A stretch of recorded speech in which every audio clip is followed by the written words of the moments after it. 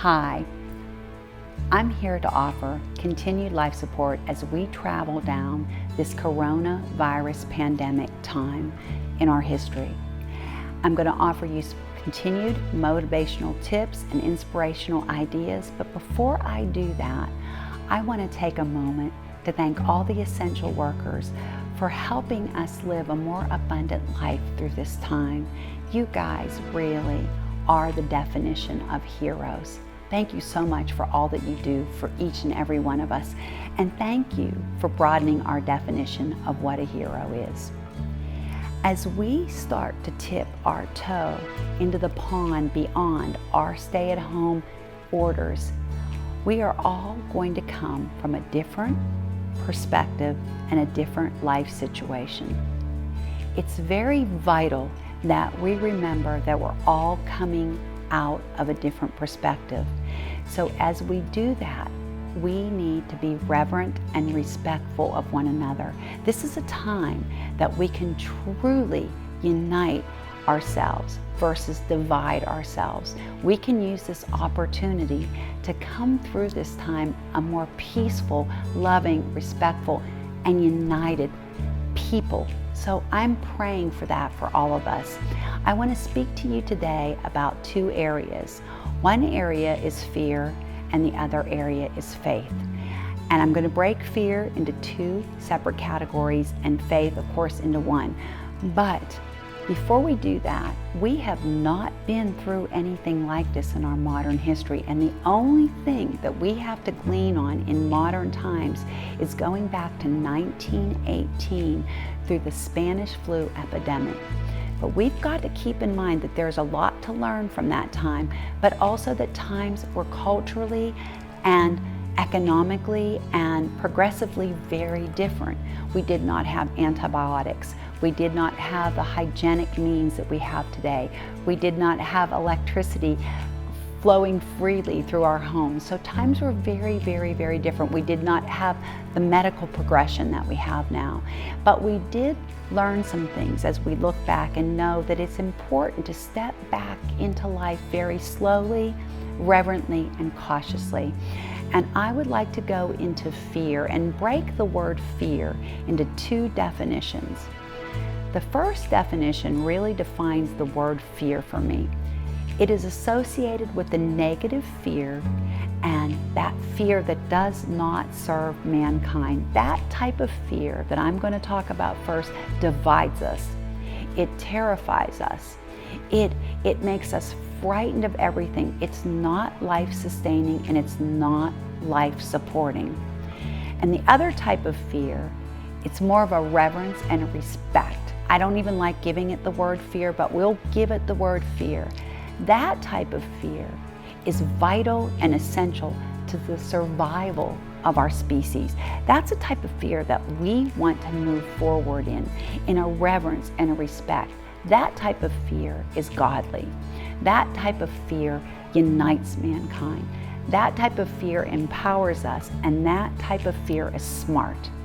So as we move forward, I want you to go into your own heart, into your own soul, and ask you, what type of fear are you moving forth in? Do you want a united, more coherent, more peaceful lifestyle outside of this coronavirus, or do you want a more divided? And the lines are very, very blurred. They're in the gray area right now, but you can answer that for yourself. You can say, is this paralyzing me, or is this motivating me? Is this making me not able to think rationally, or is this making me be able to think rationally about myself, my family's well-being, and my fellow mankind? It's so very vital that we go deep within ourselves and move forward in a reverent and respectful way. And the other thing that I want to talk to you about is faith. We all have faith each and every day in something. You may not be a God-believing person, and that's okay. That's your right. But we all put our faith in something each and every day and each and every night. And it may be something as simple as when you turn on a switch, the light's going to go on. Or you have your faith that when you go out into your garage and you start your car, it's going to start. Or when you go to bed at night, that your bed is actually going to hold you up. It can be as simple as that, but we all place our faith in something. And what I want you to do, if you are a non-believer in a creator, I want you to think about how you want to see life at the other side of this coronavirus. And if you're a believer, I want you to think about placing your faith and strengthening your faith in your Creator. He wants you to move forth in faith, and He wants you to move forth in that reverent, respectful fear. God's scripture in the Holy Bible says, "Fear not, for I am with you." He also says that He did not give us a spirit of fear, but one of power, love, and of a calm, sound mind. There again, that type of fear that gives you centering and calm and power, and it empowers you in a positive way. And in the Holy Scriptures of the Bible, I have never found a place in my lifelong adult study of those scriptures that it tells us and instructs us to fear. The only place that it tells us to fear is to fear the Lord, and it's the beginning of wisdom. And that word actually from the old Aramaic texts and Greek translate into reverence and respect, because God tells us that He is our sustenance, He's our provider, He loves us, He cares for us, He's our protector. So what we want to do is move forward smartly. We want to know that we love and trust that the universe has our back, that God is protecting us, that we are given knowledge and wisdom to use for life-sustaining purposes and reasons. It's a time in our history where the lines get very, very blurred between which fear are we walking in, and that's understandable. We're human, and sometimes we just don't vibrate high enough in frequency. We're just human beings.